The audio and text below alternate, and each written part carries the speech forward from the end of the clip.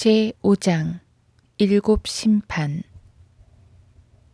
성경에는 한 가지 이상의 심판, 곧 여러 가지의 심판이 있다.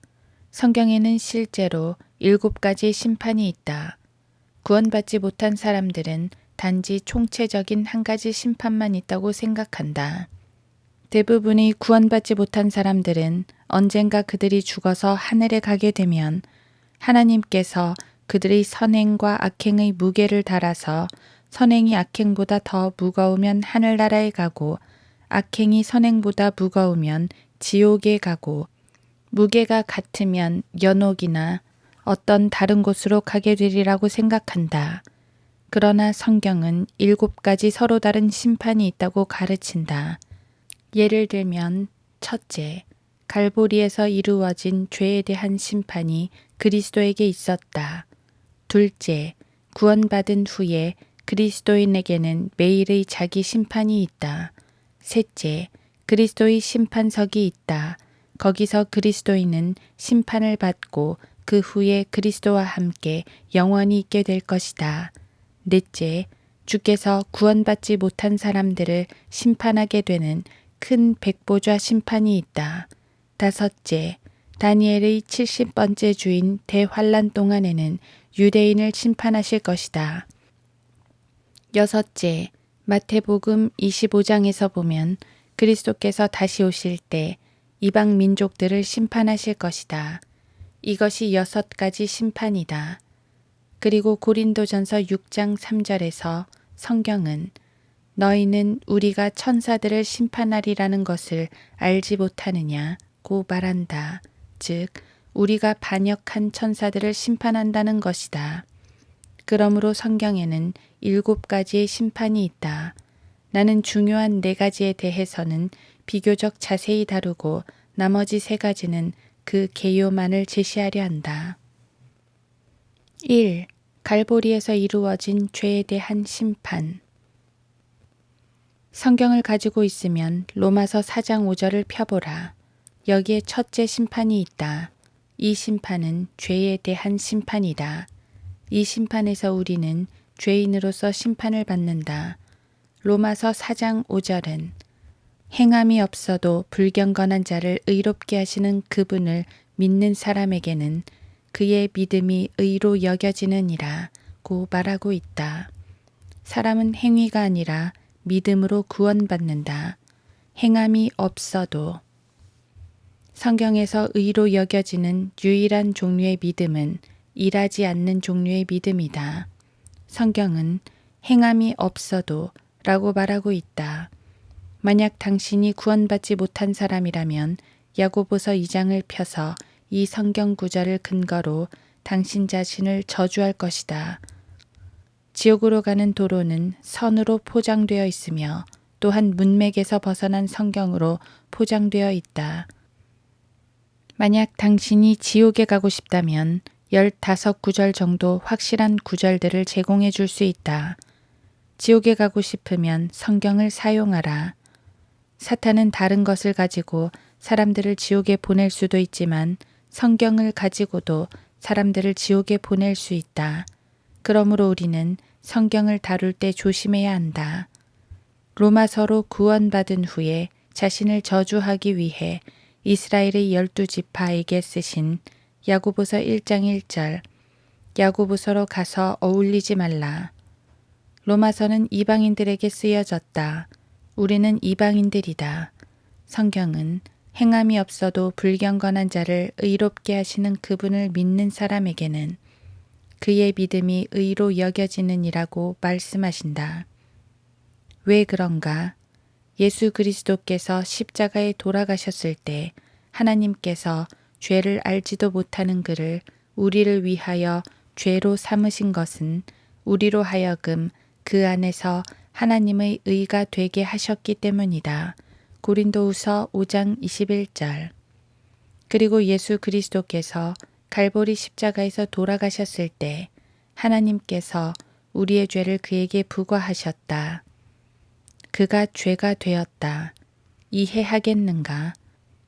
단순히 우리의 죄를 짊어진 것만이 아니다. 물론 그는 우리의 죄를 짊어지셨다. 하지만 단순히 우리의 죄를 짊어진 것만이 아니다. 그는 우리를 위하여 죄가 된 것이다. 갈보리 십자가상의 예수님은 죄의 화신이 되었다. 그래서 그는 모세가 광야에서 뱀을 들어 올린 것 같이 인자도 그렇게 들려 올려져야만 하리니 라고 말씀하신 것이다. 요한복음 3장 14절.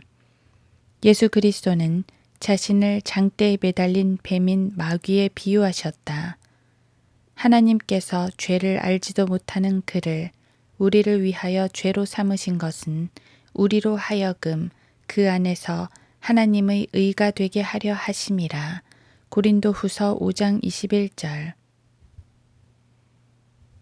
자, 죽어서 하나님과 함께 지낼 새 예루살렘에 가고 싶은가? 그렇다면 예수 그리스도를 신뢰하라. 사람 수만큼이나 지옥에 가는 방법은 많이 있다. 한 숙녀가 한 번은 펜사콜라에서 내게 말했다. 러크만 형제, 우리 모두는 같은 곳을 가기 위해 일하고 있습니다. 나는 예, 조심하지 않으면 당신은 거기에 못 갈 가능성이 있습니다. 라고 말했다. 그녀는 우리 모두가 하늘나라에 가기 위해 일하고 있다는 뜻이었다. 하지만 그것이 그녀가 구원받지 못하도록 가로막는 방식이다. 당신이 얼마나 훌륭한 사람인가를 증명한다고 해서 구원받는 것이 아니다. 우리는 우리의 죄를 대신 진 어떤 사람을 신뢰함으로써 구원받는 것이다. 하늘나라에 가고 싶으면 예수 그리스도를 신뢰하고 지옥에 가고 싶으면 그 외의 다른 것을 신뢰하라. 두 종류의 사람이 지옥에 간다. 즉, 아무것도 하지 않는 사람들과 모든 것을 하는 사람들이다. 지옥에 가고 싶다면 그분 외에 다른 것을 신뢰하기만 하면 된다. 견진성사를 신뢰하고 싶은가? 그것은 지옥에 가는 좋은 방법이다. 침례를 신뢰하는가? 그것도 지옥에 가는 또 다른 좋은 방법이다. 십계명을 신뢰하고 싶은가? 지옥에 가기 위한 훌륭한 방법이다. 매일 그런 식으로 사람들은 지옥에 간다. 감정을 신뢰하고 싶은가? 경험을 신뢰하고 싶은가? 지옥에 가고 싶다면 직접 선택하라. 그러나 하늘나라에 가고 싶으면 예수 그리스도를 신뢰하라. 그러면 어떤 사람은 말한다. 예, 하지만 그를 믿게 되면 어떤 행위를 해야죠. 믿는 사람들의 행위에 대해서는 뒤에서 다루겠고 지금 다루고 있는 것은 구원받는 방법에 관한 것이다. 구원받고 싶은가?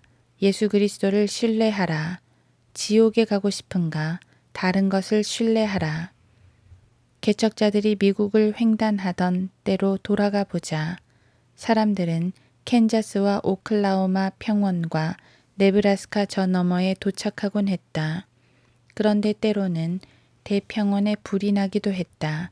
시간당 40마일로 부는 바람 속에서 덤불 속의 불을 끄려고 해본 적이 있는가? 자, 형제여. 1880년에 초목의 높이가 4, 5, 6피트나 되는 그 대평원에 불이 가로질러 가기 시작했다. 만약 거기에 어떤 개척자가 말을 타고 가고 있다면 그는 거기서 빠져나가기 위해 얼마나 빨리 달려야 할 것인가. 말이 죽어버릴 때까지 채찍질을 해도 거기서 빠져나가지 못할 것이다. 그 개척자가 할 일은 한 가지뿐이다. 그는 말에서 내려서 부싯돌을 두들겨 바로 거기에 작은 불을 질러서 맞불을 내야 한다. 그리고 그가 지른 작은 불이 그의 앞으로 타들어가면 그는 말을 데리고 이미 타버린 곳으로 들어가야 한다. 그러면 대평원의 불이 그를 따라잡아도 결코 그를 태울 수 없다. 왜냐하면 그가 서 있는 곳은 이미 타버렸기 때문이다. 법정 용어에 일사부재리의 원칙이라는 것이 있다. 그것은 같은 죄로 한 사람을 두 번 재판에 붙일 수 없다는 뜻이다. 어떤 사람들은 그리스도와 그가 흘린 보혈을 신뢰했다가 살면서 어떤 죄가 나타나면 곤혹스러워하며 이렇게 생각한다. 글쎄, 난 구원받지 못했어. 아니, 나는 구원받았는데 내가 구원을 받았나 받지 못했나 내가 이것을 해야 하나 말아야 하나 우리가 보혈을 믿는다면 하나님의 진노가 이미 부어졌기 때문에 같은 장소를 두 번 강타하지는 않을 것이다. 다음번에 하나님의 진노가 내릴 때는 갈보리를 강타하지 않을 것이다. 하나님의 진노는 이미 그의 아들인 주 예수 그리스도의 무기력한 등을 강타했다. 자, 당신이 보혈을 신뢰했다면 당신은 안전하다. 영원히 안전하다. 구원받고 싶은가? 그러면 그리스도를 신뢰하라. 지옥에 가고 싶은가? 그러면 다른 것을 신뢰하라. 일전에 나의 아내와 함께 레이첼과 로라를 어딘가로 데려다주고 있을 때 벌 한 마리가 차 안으로 들어와서는 로라를 쏘고 말았다. 그 아이는 소리를 지르고 비명을 질렀다. 큰 벌은 아니었으나 그녀는 소리를 지르고 비명을 질렀다. 벌은 여전히 윙윙거리며 차 안에 있었다. 나는 몇 차례 벌을 쳤으나 로라는 벌이 다시 쏠까봐 걱정했다. 그때 내 아내는 아가야, 저 벌은 침이 없기 때문에 너를 다시 쏠 수 없단다 라고 말했다. 바로 그것이다. 형제여, 죽음에 쏘는 것은 죄다. 그 침이 예수 그리스도를 찔렀을 때 그 벌은 침이 없어졌다. 당신은 그 침에 다시 쏘일 수 없다. 물론 우리는 다른 것에 찔릴 수는 있다. 하지만 그것은 나중에 이야기하겠다. 얼마 전에 어떤 목사가 설교하는 것을 들었는데 그는 제자로서의 신분과 죄인의 구원을 엉망으로 뒤섞어 놓았다. 그 설교는 매우 혼란스러웠다. 그는 좁은 문에 들어가는 것에 관해 설교하고 있었지만 그 문이 있는 곳을 알지 못했고 그 문을 가지고 있지도 않으면서 그가 단 한 번도 본 적이 없으며 청중 가운데 그 누구도 본 적이 없는 것을 통과하기 위해 노력하고 고뇌하는 것에 관해 이야기하고 있었다. 또 그는 모든 것을 버리고 주를 따르는 것에 관해 설교하고 있었다. 단 하나의 죄도 천국에 가지고 갈 수 없으므로 그 문을 통과하기 전에 모든 죄를 내려놓지 않으면 그 문을 통과할 수 없으며 만약 다시 그 죄를 다른 쪽에 짊어진다면 아마도 정말로 그 문을 통과할 수 없을지도 모른다는 것이다. 그는 내가 지금까지 보아온 것 중에 가장 큰 혼란에 빠져 있었다. 자, 제자로서의 신분과 주님을 섬기는 것은 두 번째와 세 번째 심판과 관계된다. 그러나 죄에 대한 심판은 첫 번째 심판인 갈보리에서이다. 구원받고 싶은가? 예수 그리스도를 신뢰하라. 지옥에 가고 싶은가? 다른 것을 신뢰하라. 그것이 전부이다. 이것은 죄의 전가를 말하는 것이다. 주께서 죄를 인정하지 아니하실 사람은 복이 있도다. 로마서 4장 8절이라고 성경은 말한다. 주께서 죄를 인정하지 않는다는 것은 무엇인가? 7절에는 죄악들이 용서받고 죄들이 가리워진 사람은 복이 있고 라고 말한다. 하나님께서는 사람들에게 너는 죄를 질 수도 있지만 너의 죄를 너에게 책임지우지 않겠다 라고 말씀하셨다. 그런데 어떤 사람들은 여전히 자기의 행위에 근거해서 구원에 대해 의심한다. 그러나 성경은 주께서 죄를 인정하지 아니하실 사람은 복이 있도다 라고 말한다. 자, 그는 참으로 복받은 사람이다. 내 죄가 어디에 있는지 아는가? 내 죄는 예수 그리스도께 전가되었다. 예수 그리스도의 의가 어디 있는지 아는가? 바로 내 안에 있다. 나는 이것을 어떻게 얻었는가? 바로 선물로서 얻었다. 그것은 공짜이다. 성경은 이것을 선물이라고 말한다. 로마서 5장 15, 16, 18절. 구원받고 싶은가? 예수 그리스도를 신뢰하라. 지옥에 가고 싶은가? 다른 것을 신뢰하라. 전능하신 하나님께서 하늘에서 내려다보시면 두 개의 책이 놓여 있다. 한 권은 그의 아들 주 예수 그리스도의 기록이다. 그 책은 흠없고 완전한 책이며 그 안에 오점이나 실수는 단 하나도 없다. 그 책 안에는 더러운 것은 하나도 없다. 불결한 것은 없다. 그는 완전하고 죄 없는 거룩한 사람이다. 그 책 표지에는 이것은 주 예수 그리스도의 삶이라고 쓰여 있다. 하나님께서 나의 기록을 보신다. 내 기록은 너무나 형편없어서 쥐구멍이라도 찾고 싶을 정도이다. 내 기록은 모든 실수와 모든 죄들과 모든 사악함과 모든 이기심과 탐심과 불경건으로 가득 찼고 이것은 피터 러크만의 기록이다 라고 되어 있다. 어느 날 나는 그리스도께 가서 내 짐은 내가 지기에는 너무 무거워서 질 수 없습니다 라고 말했다. 주님께서는 좋다. 내게 무엇이든 부탁하라. 책을 바꿔주랴 라고 말씀하셨다. 나는 예, 교환해 주세요 라고 말했다. 그리고 주께서는 좋다. 너희 책과 바꾸겠다 라고 말씀하셨고 하나님께서는 완전하고 의로운 그의 아들의 삶을 가져다가 나에게 주셨는데 그 책에는 이제 이것은 피터 러크만의 삶이다 라고 되어 있다. 나는 하나님의 의를 가지고 있다. 사람들이 어떻게 생각하든 간에 나는 하나님의 의를 가지고 있다.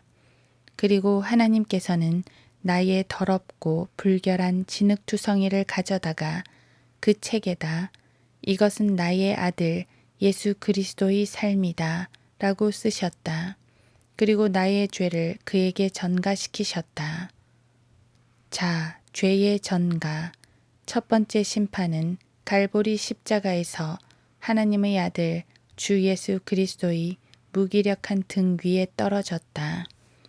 나의 하나님, 나의 하나님, 어찌하여 나를 버리셨나이까? 마태복음 27장 46절을 보라. 첫째 심판은 지나갔다. 그것은 죄에 대한 심판이다. 2. 죄의 자백. 다음 심판은 아들에 관한 심판이다.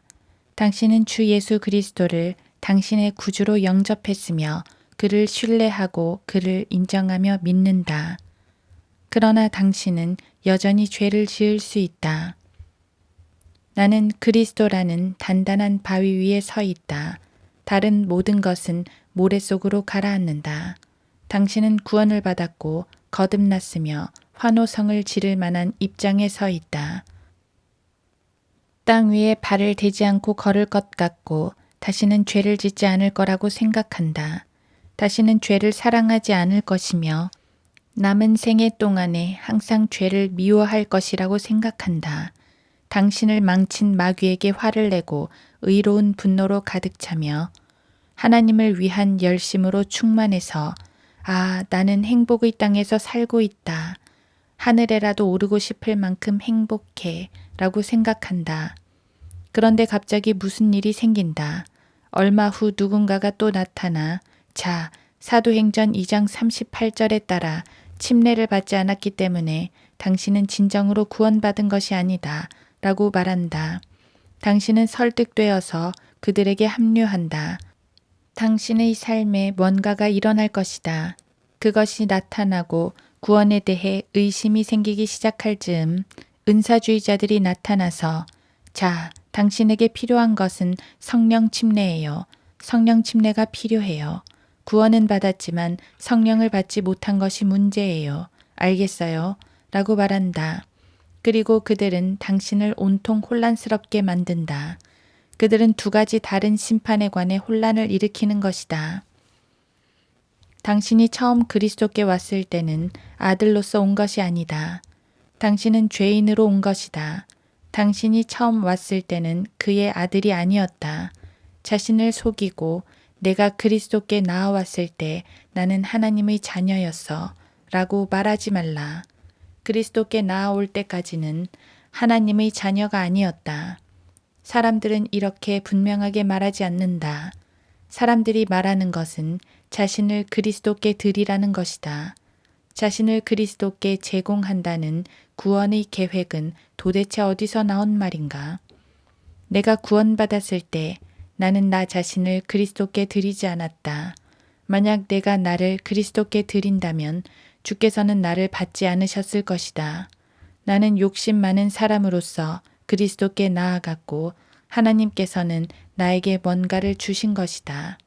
사람들은 그들의 구원을 말할 때 나는 나 자신을 그리스도께 드렸다 라고 말한다.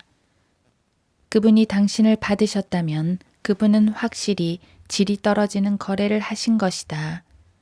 이 나라 전역에 그런 엉터리 소리가 떠돈다. 하루 24시간 내내 라디오를 통해 이런 엉터리 소리가 계속된다. 너 자신을 그리스도께 드리라. 자신을 그리스도께 맡기라. 체험을 다른 사람과 나누라. 체험을 다른 사람과 나눈다고 하늘나라에 갈 수 있는 것은 아니다. 우리는 그리스도를 신뢰함으로 하늘나라에 간다. 우리가 예수 그리스도께 나아왔을 때 우리는 더럽고 썩은 죄 말고는 그분께 아무것도 드리지 못한다. 하나님께서 당신에게 공기를 주셨고 하나님께서 당신에게 호흡을 주셨으며 하나님께서 이 순간까지 당신을 기르셨다. 하나님께서 당신에게 생명을 주시기 때문에 바로 이 순간 당신이 죽지 않고 살아있는 것이다. 주시는 분은 하나님이시다. 자, 당신은 구원받았고 하나님의 자녀가 되었다. 그러나 그 후에도 당신은 죄를 짓는다. 모든 사람이 죄를 지었으므로 하나님의 영광에 이르지 못하다가 로마서 3장 23절 만일 우리가 우리에게 아무 죄도 없다고 말하면 우리 자신을 속이는 것이요 진리가 우리 안에 있지 아니하나 요한일서 1장 8절 우리는 구원을 받고 불순종한 자녀의 신분으로 죄를 고백하기 위해 하나님 앞에 나아갈 때 몸에 실오라기 하나도 걸치지 않고 하나님께 나아간다. 우리는 벌거벗은 채 나아간다. 그 어떤 피조물도 그분 앞에 나타나지 않는 것이 하나도 없나니 오직 만물이 우리가 회개해야 하는 그분의 눈앞에 벌거벗은 채로 명백히 드러나게 되느니라. 히브리서 4장 13절 구원받고 나서 잘못을 저지르면 우리는 뭔가를 해야 한다. 그것은 우리의 죄들을 심판하고 죄들을 자백하는 것이다. 물론 이것으로 구원받는 것은 아니다. 우리는 우리의 죄들을 심판하고 자백함으로써 하나님과 교제를 유지한다. 우리가 구원받는 것은 오직 예수 그리스도를 신뢰함으로써이다. 만약 다른 것을 신뢰하여 구원받았다고 여기는 사람이 있다면 그는 분명히 지옥에 간다. 성경은 내가 진리의 말씀을 올바로 나누어 자신이 하나님 앞에 부끄럽지 않은 일꾼으로 인정받도록 공부하라. 디모데후서 2장 15절 라고 말한다. 진리의 말씀은 적절히 나누어진다. 이렇게 나누어진 것 중의 하나가 서로 다른 심판이다. 고린도전서 11장 31절을 보라. 만일 우리가 우리 자신을 판단한다면 판단받지 않으리라. 여기서 우리를 판단한다고 했는데 그렇다고 우리가 지옥에 간다는 말인가? 그렇지 않다. 다만 우리가 심판, 판단받는 것은 주께 징계를 받는다는 것이다. 그러나 우리가 판단을 받는 것은 주께 징계를 받는 것이니 이는 우리로 세상과 함께 정죄받지 않게 하려 함이로다. 고린도전서 11장 32절 하나님의 자녀는 지옥에 가지 않는다. 하나님의 자녀는 징계를 받을 뿐이다. 벌을 받는 것이다.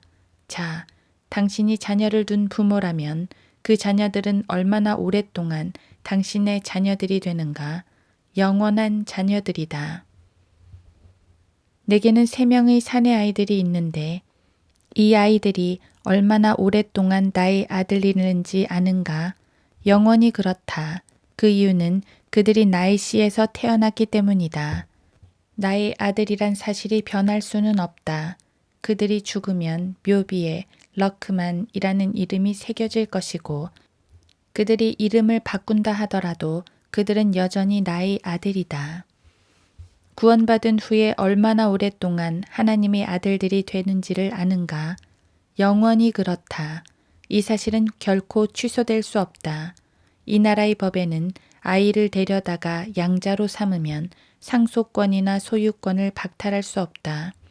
하나님께서 당신을 양자로 삼으시고 데려오셨을 때 하나님께선 자신의 이름으로 당신을 결코 놓치지 않겠다고 맹세하셨고 놓으려 하지도 않으신다. 자, 구원받고 싶은가? 예수 그리스도를 신뢰하라. 지옥에 가고 싶은가? 다른 것을 신뢰하라. 하나님 아버지와 교제를 유지하고 싶은가? 죄를 자백하라. 교제에서 벗어나고 싶은가? 그냥 가만히 있기만 하라. 죄의 자백은 주님과 당신의 교제와 관계가 있다.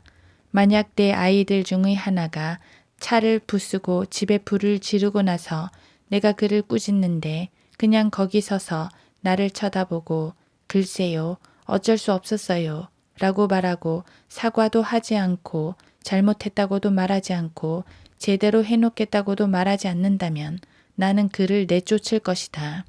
나는 그에게 화를 낼 것이다. 그는 나의 아들이다. 그러나 우리 사이는 매우 좋지 않게 된다. 당신이 하나님의 자녀인데 당신의 죄들을 자백하지 않고 그것들에 관해 주님께 말하지 않고 자신의 죄를 성찰해서 버리려고 노력하지도 않는다면 주님은 당신으로 인해 괴로워하신다. 주님은 화를 내지 않으신다. 라는 엉터리 소리가 있다. 그러나 아니다. 그분은 화를 내신다.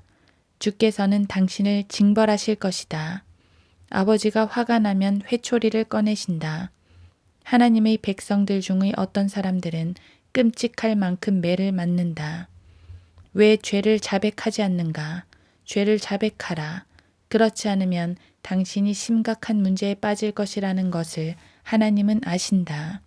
왜 죄를 자백하고 용서를 구하지 않는가? 우리의 거룩한 형제들이 왜 그렇게도 많은 치료를 받아야 하는가? 우리의 형제들은 왜 그렇게 많이 아픈가? 그것은 그들이 죄를 자백하려 하지 않기 때문이다. 왜 그들은 죄를 자백하려 하지 않는가?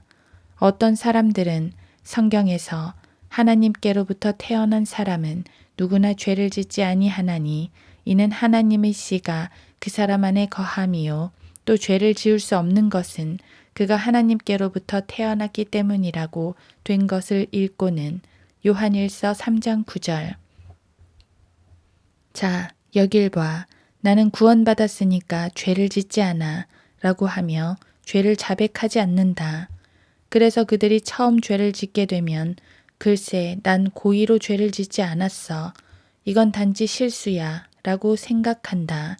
그래서 그들은 죄를 자백하지 않고 그 변변치 못한 교회에서 사람들은 치료를 받기 위해 줄을 선다.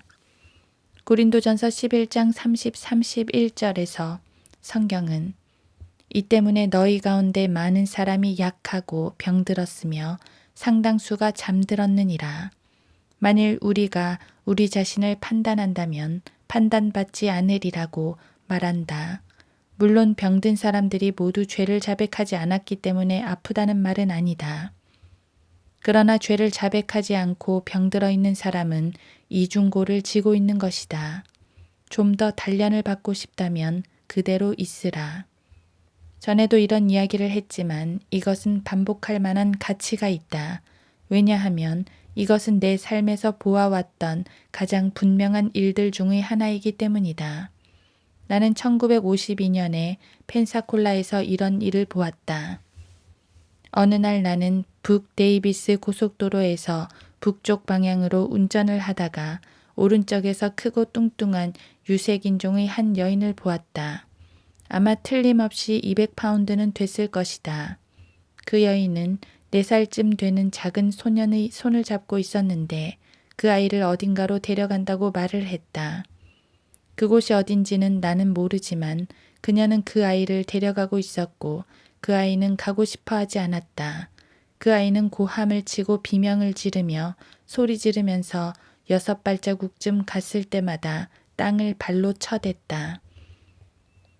그녀는 라데데스데다 라고 말을 더듬거리고 있었다. 그 아이는 길 아래쪽으로 달려가고 있었다. 그때 나는 바로 저것은 본향을 향해 가고 있으면서 불순종하는 그리스도인의 모습이다 라고 혼자 중얼거렸다. 성령께서는 당신을 붙들고 당신이 원하든 원하지 않든 본향으로 데려가실 것이다. 자, 당신이 3등 칸을 타고 가고 싶다면 타라. 또 2등 칸으로 가고 싶다면 그렇게 하라. 하지만 어쨌든 당신은 하늘나라에 갈 것이다. 어떤 사람들은 구원받지 못한 사람들에게 내리시는 끔찍한 형벌과 구원받은 하나님의 자녀들에게 내리시는 징계를 혼동한다. 당신은 당신의 자녀를 오븐 속에다 넣어 태우려 하지는 않을 것이다. 하지만 구원받지 못한 죄인들은 하나님의 자녀가 아니다. 예수 그리스도께서는 그들에 대해 말씀하시기를 그리하여 그들을 불타는 큰 용광로 속으로 던지니 거기서 울며 이를 갈고 있으리라. 마태복음 13장 42절라고 하셨다. 당신이 당신의 아들들 중의 하나를 데려다가 불타는 용광로 속에 넣어서 울며 이를 갈게 하지는 않는 것처럼 하나님께서도 그의 자녀들 중의 하나를 데려다가 불타는 용광로 속에 넣고 울며 이를 갈게 한다는 이야기는 어디에도 없다. 사람들은 아무것도 아닌 일을 가지고 지나치게 걱정한다. 한 번은 오하이오에 살던 한 여인과 이야기를 했는데 그녀는 계속해서 자신의 구원에 대해 걱정을 했다. 그녀의 남편은 목사였다. 우리는 테이블에 앉아 있었는데 그녀의 남편이 나에게 부탁하기를 그녀와 상담하여 구원에 대한 사리 분별력을 갖게 해달라고 했다. 그는 노력했지만 그녀에겐 아무것도 할 수가 없었다. 사역자의 아내는 구원의 확신을 가져야 하지만 그녀는 그렇지 못했다. 얼마 동안 이야기를 하고 나서 마침내 나는 당신은 구원을 위해 무엇을 의지합니까? 라고 물었다. 글쎄, 저는 그 질문에 대한 답이 뭔지 알고 있어요. 라고 그녀는 대답했다. 나는 자, 그걸 말하지 마시고 당신이 의지하고 있는 것을 내게 말해주세요. 라고 말했다. 그러자 그녀는 무슨 말인가요? 라고 반문했다. 당신은 언젠가 죽을 겁니다. 그렇죠? 물론이죠. 당신은 지옥을 믿지요? 그녀는 그렇다고 말했다. 자, 지옥에 가고 싶지 않죠? 예, 가고 싶지 않아요. 자, 지옥을 면하기 위해 당신은 무엇을 의지합니까? 당신이 말하고자 하는 게 뭔지 알겠어요. 내가 생각하는 것을 말하지 말고 당신이 의지하고 있는 것을 말하세요. 난 단지 예수 그리스도의 보혈을 의지할 뿐이에요. 그때 나는 머리를 흔들면서 당신에게는 좋지 않은 소식입니다. 라고 말했다. 그러자 그녀는 창백해져서 뭐라고요? 라고 말했다. 어쨌든 당신은 하늘나라에 가야만 할 겁니다. 당신은 지옥에 가려고 애쓰고 있지만 성공하지 못할 겁니다. 아멘, 아멘. 당신이 구원받기 위해 예수 그리스도의 보혈을 의지하고 있다면 당신은 본향에 갈 것이다.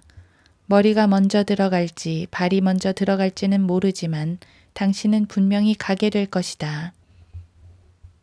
글쎄요, 만약 그리스도인이 악마처럼 살면 어떻게 됩니까? 라고 물을지도 모르겠다. 자, 그는 병이 들 것이다. 만약 계속해서 그렇게 살면 어떻게 됩니까? 주께서 그를 죽이실 것이다. 만약에 죄를 자백하지 않을 경우에는 어떻게 되나요? 그러면 아마 롯처럼 끝날 것이다. 오해하지 말라. 죄를 자백하지 않으면 롯처럼 지옥에 간다는 말이 아니다. 성경은 롯이 지옥에 갔다고 말하지 않는다. 롯은 그의 죄를 자백하지 않았고 결국 동굴에서 술이 취한 채로 끝나고 말았다. 이 사실을 두고 스스로 의롭다고 생각하는 사람들은 사람이 구원을 받고 나서도 술 취할 수 있군. 구원받고 나서도 하고 싶은 것은 다 할 수 있네. 라고 말한다. 그들은 내가 지금까지 한 말을 제대로 듣지 않은 사람이다. 당신이 그리스도인이라 하더라도 계명을 어기고 품위와 기쁨과 교제와 증거와 건강과 삶과 상과 유업을 잃을 수도 있다. 성경대로 믿는 사람이라면 그리스도인이 뭔가를 잃을 수 없다고는 결코 말하지 않을 것이다. 그러나 구원만은 절대로 잃어버리지 않는다. 자, 구원받고 싶은가? 예수 그리스도를 신뢰하라. 지옥에 가고 싶은가? 다른 것을 신뢰하라. 주님과 교제하면서 행복한 삶을 살고 싶은가? 인생을 깨끗하게 유지하라. 비참해지고 싶은가?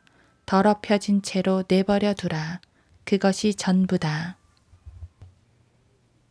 3. 그리스도의 심판석.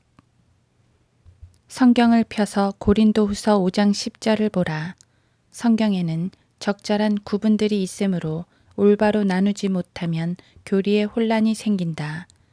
자, 여러분이 알든 모르든 간에 성경이 쓰여진 첫 번째 이유는 교리를 위해서다. 몇 가지 이유 때문에 어떤 것을 느낌으로만 믿고 모든 것을 느껴야만 믿는 육에 속한 인본주의자들에 의해 교리적인 가르침과 설교에 대한 부정적인 견해가 생겨나게 되었다. 그들은 하나님께서 하신 말씀 대신에 감정의 지배를 받는다. 성경은 먼저 모든 성경은 하나님의 영감으로 주어진 것으로 교리와 책망과 바로잡음과 의로 훈육하기에 유익하니 라고 말하고 있다. 디모데후서 3장 16절. 이 구절은 성경이 쓰여진 첫 번째 목적이 교리를 위해서라고 말하고 있다. 다시 말해서 성경이 쓰여진 첫 번째 목적은 옳고 그른 것을 보여주기 위해서이다. 자, 그 다음이 책망과 바로잡음과 의로 훈육하는 것이다. 옳고 그른 것을 보여주는 것이 첫 번째이고 실제적인 것이 두 번째이다. 옳고 그른 것을 분별하는 것이 바로 교리이다. 오해하지 말라. 교리라는 것은 쓸데없는 교리 논쟁을 말하는 것이 아니다. 교리란 어떤 문제에 대해 옳고 그른 것을 올바로 제시하는 것이다. 자, 그렇다면 심판에 관한 교리가 무엇인지 보자. 우리는 첫 번째 심판에서 죄 때문에 십자가에서 심판받는 것을 보았다. 또 두 번째로 구원받은 사람들이 아들로서 매일 심판받는 것을 보았다. 이번에는 심판에 관한 세 번째의 교리를 보게 될 텐데 그것은 종으로서 받는 심판이다. 그리스도인은 살아가면서 매일 아들로서 심판받지만 죽어서는 주 예수 그리스도와 대면하여 종으로서 심판받게 될 것이다.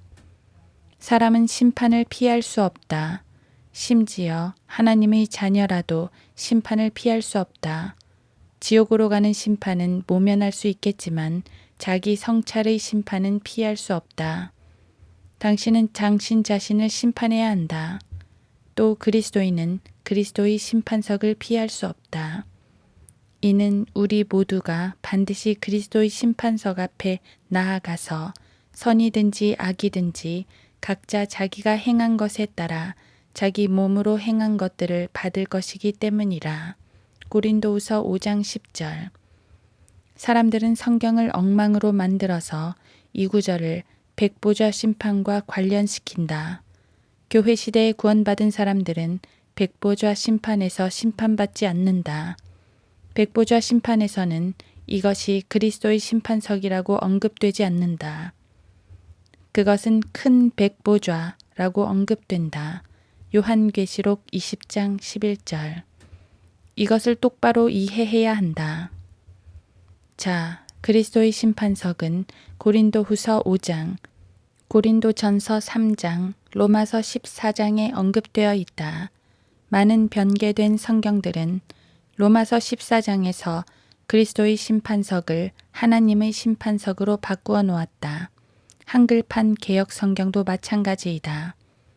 그러나 이 구절은 그리스도의 심판석이 맞다. 그리스도의 심판석은 구원받은 후에 예수 그리스도를 위해 했던 일에 대해 계산하는 자리이다. 주님을 섬기는데 형편없었는가? 바로 거기서 그 일에 대해 심판을 받게 된다. 주를 위하여 선한 일을 했는가? 바로 거기서 그 일에 대해 상을 받는다. 분명히 이해하도록 하자.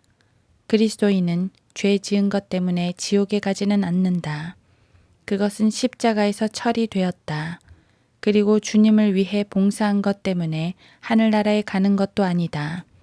전 생애 동안 주님을 섬기고도 미끄러운 널빤지에 기름 묻은 공처럼 미끄러 떨어져 지옥에 갈 수도 있다. 구원받고 싶은가? 그리스도를 신뢰하라. 지옥에 가고 싶은가? 가서 교회 봉사나 열심히 하라. 지옥으로 가는 데에는 그 어떤 것보다도 가장 빠른 길이다. 파수대를 나눠주는 사람들이 길거리에 있다. 그들은 가가호호 방문해서 노크를 하고 소책자를 나눠주면서 밤낮으로 낮밤으로 주를 위하여 일한다고 하지만 죽어서 얻는 것은 단지 불못에 지나지 않는다.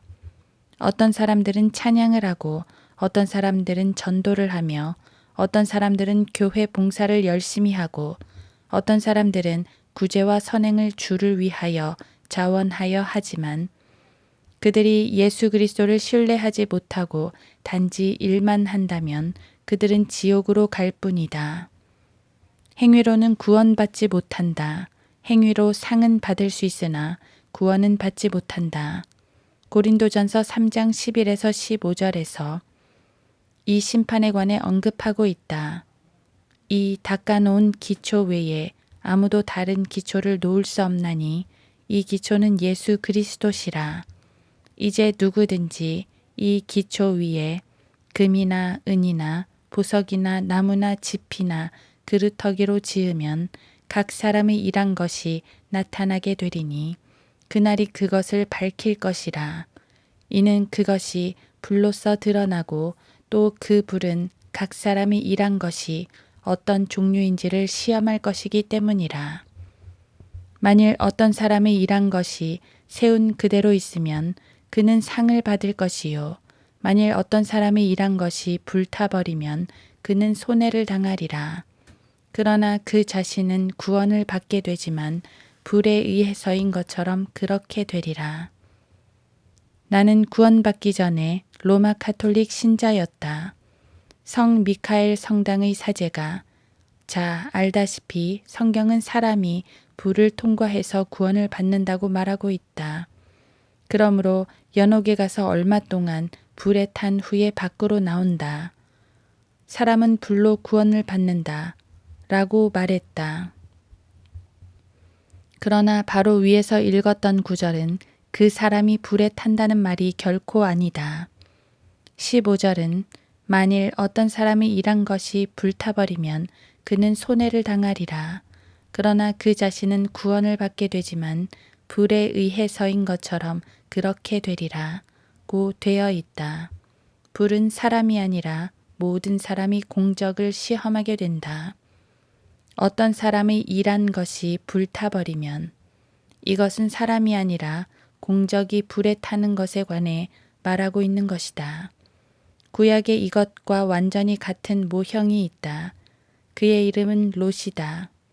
롯이 소돔과 고모라를 빠져나왔을 때 그의 공적은 불타버렸고 집도 불타버렸으며 재산도 불타버렸고 그는 불로 모든 것을 잃었다. 그 불은 그를 손대지 못했다. 그는 구원받았다. 그러나 그는 불에 의해서인 것처럼 그렇게 되리라 고 한 것처럼 되고 말았다. 그리스도의 심판석에는 5가지의 면류관이 있는데 그 중의 하나는 구령자의 면류관이다. 목회에 대한 면류관도 있고 모든 일에 절제하는 그리스도인을 위한 면류관도 있으며 유혹을 이기는 자의 면류관도 있다.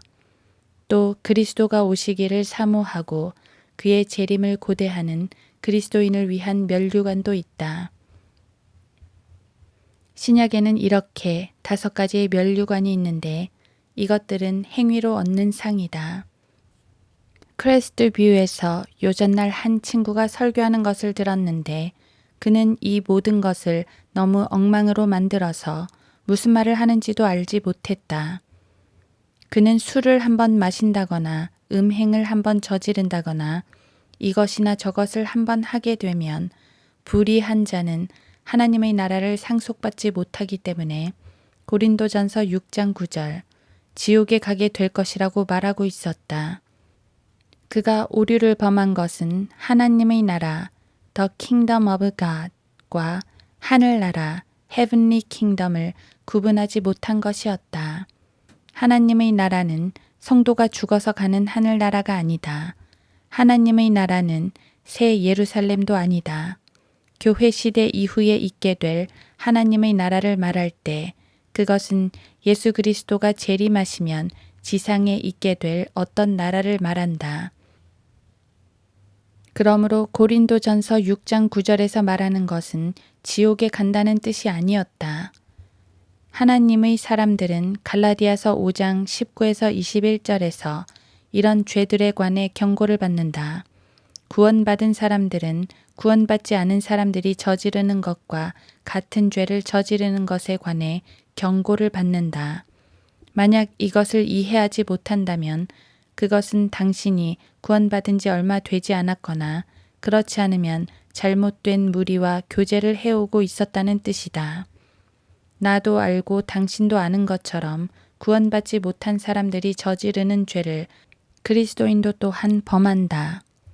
위선자들은 항상 성령, 형제에게 축복을, 할렐루야, 하나님께 영광을, 나는 빚진 자이다 라고 듣기 좋은 말만 하면서 돌아다닌다. 크리스찬 락 그룹이 콘서트를 하러 마을에 올 거라는 기사를 요전날 저녁에 읽었다. 그리스도인 락 그룹이라. 물론 그들이 구원받았다면 그들의 죄는 용서되었다. 그러나 그들은 그런 식의 일을 한다. 나는 사람들이 죄를 짓도록 고무시키려고 이런 말을 하는 것이 아니다. 다만 당신이 육신을 따라 살고 있을 때 누군가가 당신을 혼란스럽게 해서 하나님이 당신을 버렸고 성령을 잃어버렸다고 생각하게 하는 것을 막기 위해 말하는 것이다. 육신이 당신을 지배할 때 그것을 성찰해보고 자백하고 하나님께 나아가라. 그것이 안전한 가르침이다. 그것이 선한 가르침이다. 그것이 건전한 가르침이다. 죄 없다고 공언하는 사람들을 살펴보라. 그들은 결국 혼란을 겪고 시궁창에 쓰러져 거기서 지낸다. 나는 한번 구원받았지만 구원을 잃어버렸어. 자, 그 전의 상태로 돌아가라. 어리석은 자여. 한번 시도했지만 그렇게 살 수 없었기 때문에 전처럼 되어도 소용없어. 그것이 바로 저주받을 교리이다. 올바른 교리는 이것이다. 혼란스러우면 일어나 하나님께 나아가라. 좌절하면 다시 일어서라. 일어서라. 일어나라. 영원히 좌절할 때마다 일어나라. 그런 다음 한 번 더 일어나라. 그리스도의 심판석에서는 섬김의 동기가 시험될 것이다. 성경은 그 불은 각 사람이 일한 것이 어떤 종류인지를 시험할 것이기 때문이라고 말한다. 성경은 어떤 종류의 것을 말하고 있다. 당신이 주 예수 그리스도를 위하여 얼마나 일하지 않았는지를 생각하기 위해 멈춰서 본 적이 있는가? 나는 종종 그것에 관해 생각해 봤다. 오늘 밤 집에 가서 종이 한 장을 꺼내서 내가 구원받은 후로 주 예수 그리스도만을 위해서 했던 일을 적는다면 별로 많지 않을 것이다. 사람들은 아, 당신은 설교를 하잖아요 라고 말한다. 물론 나는 설교를 한다. 그러나 나는 설교를 즐긴다. 또 설교하는 동안 설교에 대한 상을 받기도 하고 돈으로도 집을 받는다. 어떤 사람이 여기 이 세상에서 하고 있었던 것에 대해 줄곧 보수를 받았는데 단지 설교를 했다고 해서 그리스도의 심판석에서 상을 받아야 할 이유가 무엇인가? 알다시피 사람들은 괴상하다. 그런 것에 대해서는 생각하지도 않는다. 사람들은 당신은 이런저런 일을 했잖아요. 라고 말한다. 맞다. 그렇지만 나는 그렇게 하는 것을 즐겼다. 어떤 사람들은 그런 일을 함으로써 이익을 얻는다. 내 아이들은 내가 설교함으로 혜택을 얻는다. 나의 아내도 내가 설교함으로 유익을 얻는다. 문제는 내가 예수 그리스도만을 위해 무슨 일을 했는가이다. 주님을 위해서만 일한 결과 아무런 유익 없이 고통만 받았던 그것이 바로 당신이 추구해야 할 그것이다. 이 글을 읽고 있는 모든 하나님의 자녀는 당신에게 어떠한 이득도 가져다 주지 않으며 또 자신을 아는 누구에게도 이익이 되지 않는 단지 예수 그리스도를 위하는 일에 자신을 바쳐야 한다. 이것이 바로 그분께 축복이 될 것이다. 나는 60살이 되기 이전에 적어도 12번 정도 예수 그리스도를 위하여 위험을 자초하여 그리스도를 위하여 나 자신을 완전히 어리석은 자로 만든 일이 있다. 내가 당신이라면 그리고 아직 예수 그리스도를 위하여 한두 번 정도 자신을 완전히 어리석은 자로 만들어 본 적이 없다면 나는 그럴 방법을 찾겠다. 형제여, 당신의 삶에서 다른 것을 위하여 스스로 어리석은 자가 되어 본 적이 있는가? 그렇다. 당신은 자신의 생명이라도 건다. 어떤 사람은 의자에 깊숙이 앉아서 지나치게 위선을 부리며 나는 한 번도 그런 적이 없어요. 라고 한다. 마귀를 위해서나 어떤 친구나 어떤 여자 또는 어떤 남자를 위해서 스스로 어리석은 자가 되는 것처럼 주를 위하여 스스로 동기를 시험해보라. 단지 그것이 옳고 주께서 당신이 그것을 하기를 원하시고 당신에게 하라고 요구하시고 그렇게 함으로써 주를 기쁘게 해드린다는 것을 알기 때문에 주를 위하여 뭔가를 한 적이 있는가? 자, 이것이 그리스도의 심판석에서 기대되는 바다. 이 나라에는 커다란 일들을 성공적으로 수행하는 사람들이 많이 있다. 나는 그 큰 일들에 대해 하나님께 감사하며 그것들이 더 커지기를 바란다. 그러나 나는 큰 것이 하나님 보시기에 성공의 표시라고 생각하지는 않는다. 원브렌트라는 사람은 고독한 감금 상태에서 3년을 지냈다. 그는 주일 아침 성경 공부 모임에서 200명을 인도하는 일을 전혀 하지 않았다. 하라란 포포프란 사람은 13년간을 감옥에 있었다. 그는 자동차도 없었다. 그는 재산도 전혀 없었다. 우리가 영화롭게 되어 깨어날 때 하랄란 포포프와 제임스 프란시스 가디너와 이 선교사는 단 한 사람도 회심시키지 못한 채 저 아래 포클랜드 섬에서 죽었다. 네이트 세인트와 이 선교사는 저 멀리 에콰도르에서 인디언에게 살해되었다. 같은 그런 사람들이 주일 아침 성경 공부 모임에서 3,000명을 인도한 사람들에게 시중을 드는 위치에 있으리라고 생각하지 않는다. 결코 그렇지 않을 것이다. 당신은 어떻게 생각하는가?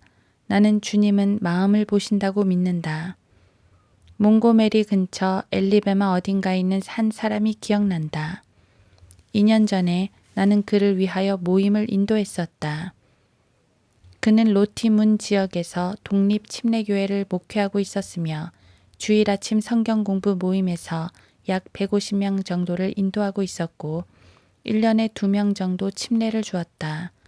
크리스찬 신문에는 종종 만약 당신이 1년에 100명에게 침례를 주지 않는다면 주를 위해 아무것도 하고 있지 않는 것이다. 거대한 교회를 건립해야 한다는 기사가 실린다. 그러나 그 친구는 모든 사람을 방문했다. 만약에 콤파스를 대고 그 교회를 중심으로 8마일의 원을 긋는다면 그 친구는 적어도 8마일 지역 내에 한 번이라도 왔다 간 적이 있는 모든 남자와 여자와 아이들을 방문해서 하나님의 말씀을 신실하게 선포했다. 그리스도의 심판석에서 그가 거물급 인사들보다 더 낮은 자리에 앉게 될 것이라고 내게 말하지 말라. 나는 그렇게 믿지 않는다. 찰스 헤이든 스펄전에게 복음을 전해 구원받게 한 감리교 목사는 누구였는가? 누가 그의 이름을 아는가? 우리 모두는 찰스 헤이든 스펄전을 안다. 그렇지만 그를 구원받게 한 사람의 이름은 모른다. 또 누구의 사역의 결과로 잭 카일스가 구원받았는가? 자, 들어보라. 하나님께서는 큰 일의 상을 주시는 것이 아니라 신실한 일의 상을 주신다. 당신에게 하라고 주신 것에 신실하고 주를 위해 위험을 무릅쓰라. 그러면 상을 받게 될 것이다. 교리는 정확히 알아야 한다. 구원받고 싶은가? 예수 그리스도를 신뢰하라. 지옥에 가고 싶은가? 다른 것을 신뢰하라. 하나님과 교제하며 구원을 즐기며 살고 싶은가? 죄를 지속적으로 자백하라. 비참하고 불행한 삶을 살고 싶은가? 그냥 내버려 두라. 그리스도의 심판석에서 상을 받고 싶은가? 오늘 포도원에 가서 일하라. 그리스도의 심판석에 가서 상을 받고 싶지 않은가? 그러면 그냥 앉아서 아이들이나 기르라. 이 나라에는 짐승처럼 사는 수많은 그리스도인들이 있다. 그들은 단지 아이들을 기르고 자신의 배를 채우다가 죽어서 본향에 간다. 상을 받고 싶으면 일하라. 행위로 구원받는 것은 아니다. 죄를 자백함으로써 구원받는 것도 아니다. 구원은 보혈로 받는다. 행복은 죄를 자백함으로써 유지된다. 그리고 일함으로써 상을 받는다. 이것들을 올바로 이해하라. 4. 백보좌 심판. 요한계시록 20장을 펴보자. 또 내가 큰 백보좌와 그 위에 앉으신 분을 보니 그의 면전에서 땅과 하늘이 사라졌고 그들의 설 자리도 보이지 않더라. 또 내가 죽은 자들을 보니 작은 자나 큰 자나 하나님 앞에 서 있는데 책들이 펴져 있으며 또 다른 책도 펴져 있는데 그것은 생명의 책이라. 죽은 자들은 자기들의 행위에 따라 그 책들에 기록된 대로 심판을 받더라. 요한계시록 20장 11, 12절. 또 15절은 누구든지 생명의 책에 기록되지 않은 자는 불못에 던져지더라 고 말한다. 13절과 14절은 바다도 그 안에 있던 죽은 자들을 넘겨주고 또 사망과 지옥도 그들 안에 있던 죽은 자들을 넘겨주니 그들이 각자 자기들의 행위에 따라 심판을 받으며 사망과 지옥도 불 속에 던져지니 이것이 둘째 사망이라 고 우리에게 말해준다. 자, 이것은 마지막에 있게 될 심판이다. 사람들이 성경을 믿는다고 공언하면서 성경을 배격하고 심판에 대해 이야기할 때 그들은 거의 항상 이 심판에 관해 이야기를 하고 다른 심판들에 관해서는 아무것도 모른다. 즉 그들은 그리스도를 믿고 난 후에 그리스도와 죄의 고백과 봉사를 통해 하늘나라에 가려고 애쓰고 있다. 그들은 어느 날 그들이 죽은 후에 깨어나서야 구원을 받았는지 못 받았는지 알게 될 것이라고 생각한다. 어떻게 그들의 혼란이 야기되는지 아는가? 그들은 공부하지 않는다. 그들은 올바르게 말씀을 나누지 않는다. 그들은 모든 것을 엉망으로 만든다. 자, 이 마지막 심판에 나타날 사람들은 하나님이 예비하신 구원을 받아들이지 않았기 때문에 심판받게 될 사람들이다. 이 심판은 바로 죄인들의 심판이다. 죄인이 죄에 대한 하나님의 치료책인 주 예수 그리스도를 받아들이지 않을 때 이 심판에 직면하게 된다. 이 심판에 직면하게 되면 성경이 우리의 모든 의는 더러운 걸레 같으며 라고 말하고 있기 때문에 이사야 64장 6절 자기 스스로 의롭다고 하는 사람은 더러운 걸레를 입고 이 심판을 맞이하게 된다. 그 심판에 서게 되면 다 달아 빠진 낡은 그물을 입고 서 있는 것과 같을 것이다. 그들은 거기 서서 모든 허탄한 말에 대해 심판받게 될 것이다. 그러나 내가 너희에게 말하노니 사람이 말하는 어떠한 빈말이라도 심판날에는 그에 관하여 해명하게 되리라. 마태복음 12장 36절. 내가 구원받지 않은 사람으로서 그런 성경 구절을 듣는다면 나는 공포에 질리게 될 것이다. 나는 그 문제에 대해 뭔가 결정을 내릴 것이다. 내가 하나님의 구원에 관한 계획을 처음 들었을 때 나는 복음을 받아들이고 구원받았다. 1949년 3월 어느 주일에 나는 어떤 교회에 있었는데 사람들이 노래를 시작했다. 내 모습 이대로 주 받으옵소서. 나는 1절이 채 끝나기도 전에 앞으로 나갔다. 나는 지옥에 가는 것이 두려웠다. 자기가 행하고 말하고 생각했던 모든 것이 오늘 밤 여기서 천연색으로 음향과 함께 2시간 동안 커다란 스크린에 방영되어 나온다면 똑바로 서서 그것을 지켜볼 사람이 어디 있겠는가.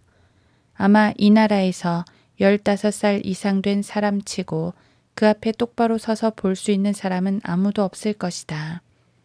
이 나라에는 많은 위선자들이 있다. 당신은 그것을 참아낼 수 없을 것이다. 기절하는 사람도 나올 것이다.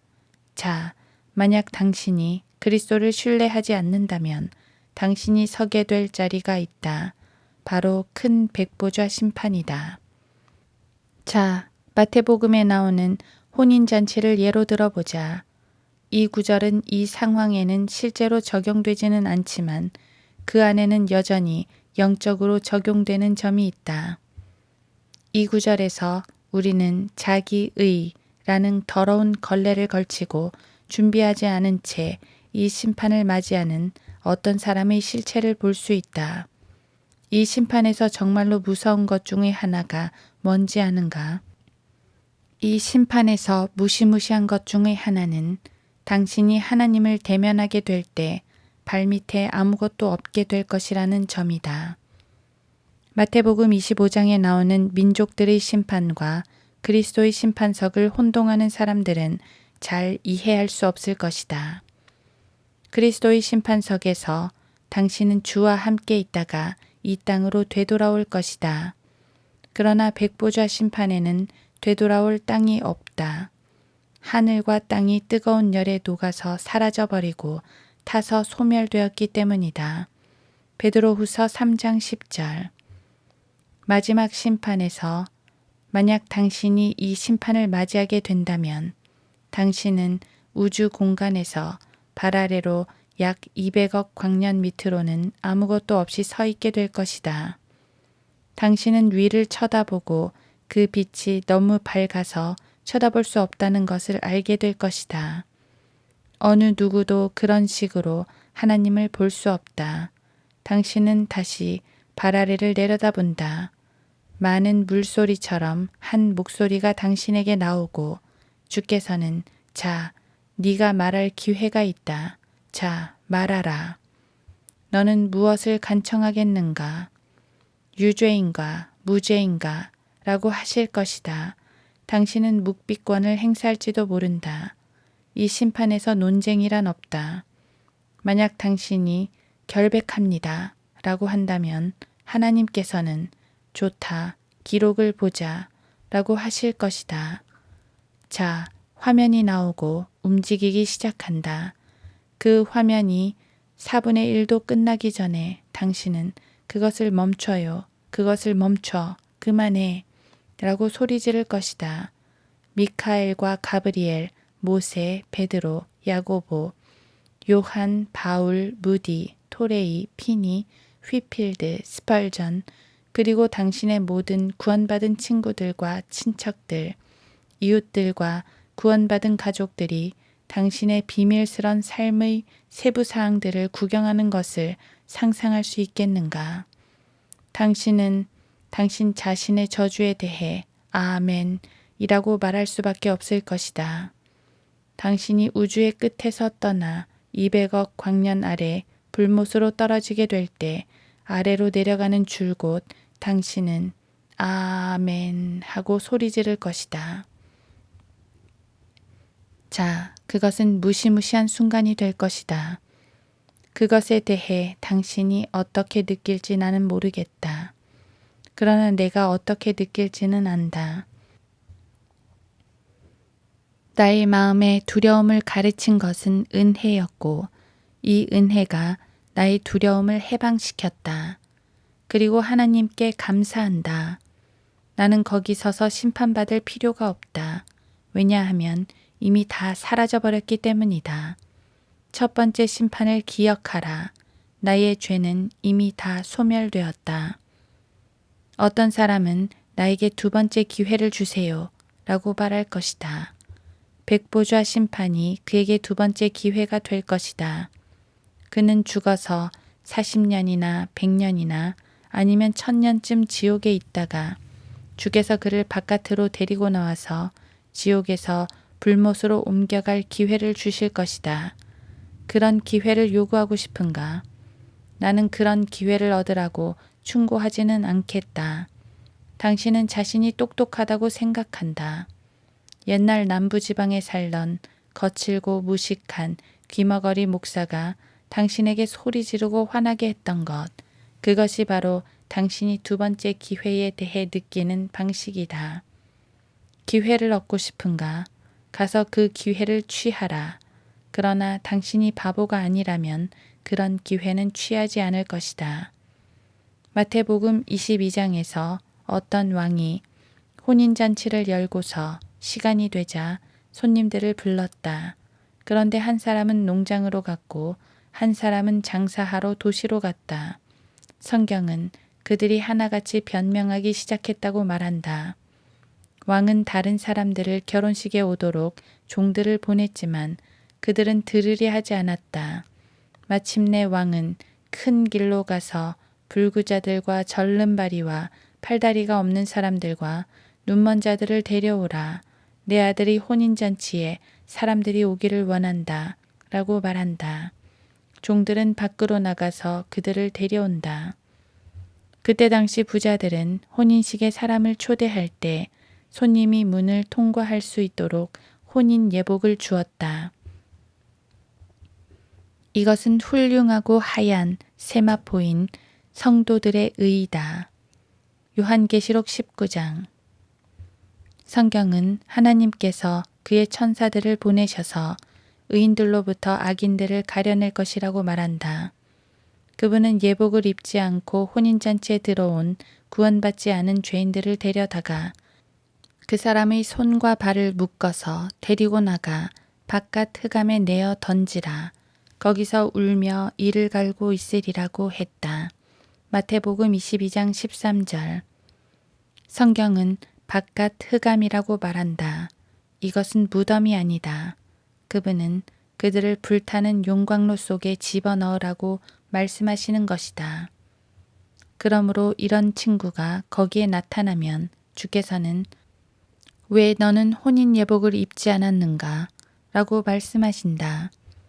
난 받지 못했어요. 그는 거짓말쟁이다. 그는 받았다. 원하는 자에게는 누구든지 제공된다. 그날에 주께서 심판하시는 자리에 수많은 사람들이 이렇게 말할 것이다. 그렇지만 주님, 나는 감리교회의 장로인데요.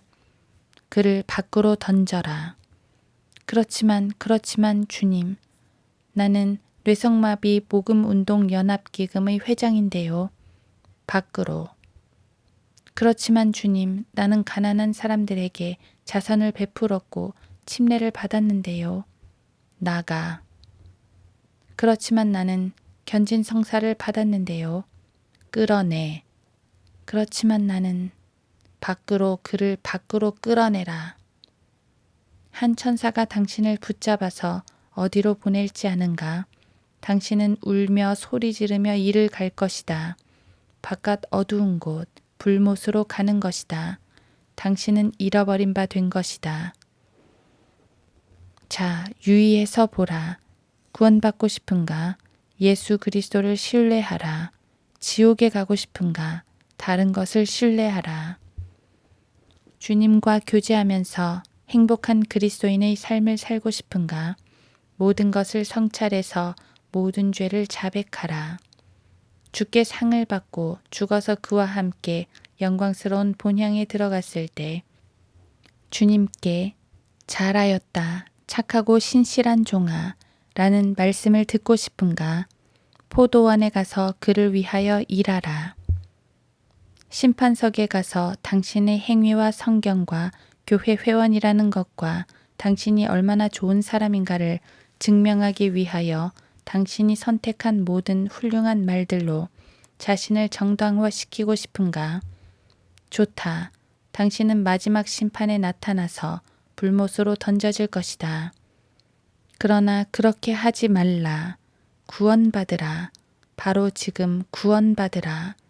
그런 다음 자신을 판단하여 모든 죄를 계속해서 자백하고 주님을 위하여 가서 일하라. 5. 유대인의 심판. 다섯째 심판은 교회가 들림받은 후에 이 땅에 남게 될 유대인들이 당하게 될 대환란이다. 이 기간 중 그리스도의 몸된 교회는 셋째 하늘의 그리스도의 심판석 앞에서 심판을 받게 된다. 반면에 땅에 속한 하나님의 백성인 이스라엘 민족은 하나님을 거역한 대가로 대환란이라는 심판을 받게 된다. 이스라엘 민족은 하나님 아버지를 거부했고 사무엘상 8장 7절, 예수 그리스도를 거부했으며 누가복음 23장 18절, 마지막으로 스테판을 통해 역사하신 성령님을 거부했다. 사도행전 7장 51, 54에서 60절. 유대민족은 이 죄로 말미암아 항상 고난과 박해를 받았다.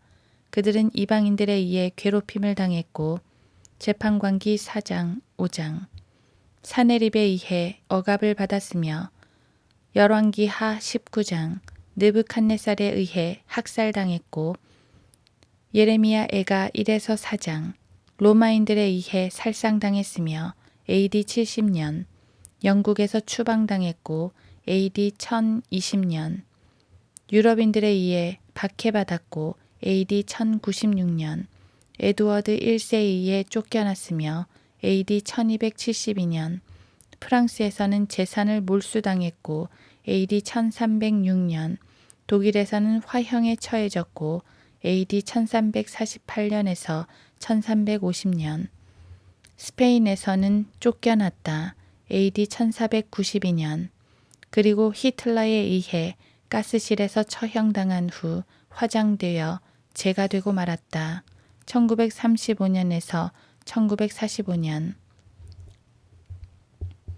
자신들이 원했던 그대로 메시아를 죽인 피가 자신들의 자손에게 돌아왔는데도 마태복음 27장 25절, 여전히 예수 그리스도를 받아들이지 않고 있다. 결국 이스라엘은 야곱의 환란이라고 불리는 대환란이라는 심판을 통해서 자신들의 메시아에게로 돌아올 것이다. 예레미야 30장 4에서 7절, 다니엘 12장 1절. 너희 야곱의 자손들은 소멸되지 아니하느니라.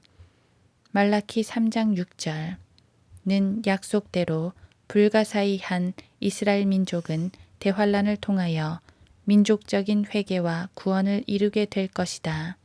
이 대환란은 사복음서가 예수 그리스도의 생애를 네 가지 관점에서 묘사하듯이 요한계시록 6에서 19장에 4번에 걸쳐 자세히 묘사되어 있다. 6. 민족들의 심판. 이 심판은 마태복음 25장 31에서 46절에 자세히 묘사되어 있다. 이 심판은 주님의 육신적인 형제들인 유대 민족이 대환란을 당하는 동안 그들을 어떻게 대했는가에 따라 받게 되는 심판이다. 이 심판은 대환란이 끝나고 주님께서 재림하셔서 이 땅에서 이루어진다. 주님께서는 그의 영광의 보좌에 앉아 모든 민족들을 모아놓고 이들 민족들을 양과 염소로 나누실 것이다. 흔히들 이 심판을 교회 시대에 적용하여 구원받은 사람들을 양으로 구원받지 못한 사람들을 염소로 생각하는 것은 잘못된 해석이다. 이 심판의 대상은 대환란을 통과한 민족들로 유대 백성을 도와준 사람들은 양으로 분류되어 세상의 기초가 놓인 이래로 너희를 위하여 준비한 그 왕국을 이어받게 된다. 마태복음 25장 34절. 이 왕국은 천년 왕국으로 이들은 그리스도와 함께 왕노릇하게 될 그리스도인들이 다스릴 백성들이 될 것이다.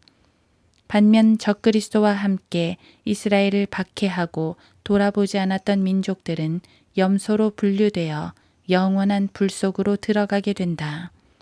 너희 저주받은 자들아, 내게서 떠나 마귀와 그의 천사들을 위하여 준비한 영원한 불 속으로 들어가라. 마태복음 25장 41절. 하나님께서 아브라함에게 약속하신 대로 창세기 12장 1에서 3절. 이스라엘 민족을 축복하는 민족은 복을 받았고 이스라엘 민족을 저주하는 민족은 저주를 받았다. 개인도 마찬가지이다. 이 약속의 말씀은 대환란 동안에도 그대로 적용되고 이 말씀을 존중하여 순종한 사람들은 복을 받고 이 말씀을 무시한 사람들은 저주를 받게 된다. 생명이냐 사망이냐 축복이냐 저주냐 하는 것은 항상 하나님의 말씀에 어떠한 태도를 취하느냐에 달려 있다. 7. 마귀와 그의 천사들에 대한 심판. 고린도전서 6장 3절에서 바울은 너희는 우리가 천사들을 심판하리라는 것을 알지 못하느냐고 말하고 있다. 마태복음 25장 41절에는 불못은 마귀와 그의 천사들을 위하여 준비된 곳이라고 말한다. 마귀는 창세기 3장 15절의 예언대로 예수 그리스도의 재림 때 머리가 부서질 것이고 로마서 16장 20절 천년 동안 묶여 있다가 불못으로 던져질 것이다. 요한계시록 20장 10절. 갈보리 십자가에서 마귀의 심판은 이루어졌으나 그 집행은 요한계시록 20장 10절에 가서야 이루어진다. 한편 그의 천사들은 유다서 6절에 언급된 자신들의 지위를 떠난 천사들이며 이들은 베드로후서 2장 4절에는 범죄한 천사들이라고 되어 있다. 이들의 정체는 베드로전서 3장 20절과 창세기 6장 2에서 4절에 따라 하늘에서 땅으로 내려와 사람의 딸들 다른 육체를 취하여 온 세상을 더럽히고 거인족을 후손으로 남겨두어 이 땅의 성적 부도덕을 초래했던 하나님의 아들들로 불리는 자들이었다. 이들은 사탄을 추종했으며 에스겔 28장 12에서 19절, 이사야 14장 12에서 17절, 또 추종할 것이다. 요한계시록 12장 4절. 이들은 온갖 성적 도착증, 동성연애, 수간 등을 로마 시대의 사람들에게 전수했고 그들의 후손인 거인족에 의해 이 못된 풍습은 인간들을 부패시켰다. 유다서 7절의 다른 육체란 하늘에 있어야 할 천사들이 땅에 내려와 인간의 육체가 된 것을 말한다. 즉 그들은 인간과는 다른 이상한 육체였다. 이들 타락한 천사들은 현재 타타루스라고 하는 지하 감옥에 갇혀 있다. 베드로전서 3장 19절에서 언급된 감옥에 있는 영들이 바로 이들이다. 어떤 이들은 이 구절을 보고 지옥에 있는 사람들이 다시 한번 구원의 복음을 들을 수 있다고 생각하는 모양인데 주님께서 지옥에 가셔서 성령으로 감옥에 있는 영에게 전파하셨다는 것은 이들이 받게 될 심판을 선포하셨다는 말이다. 주님의 말씀대로 우리들도 주님과 함께 이 타락한 천사들을 심판하여 불못으로 보내게 될 것이다.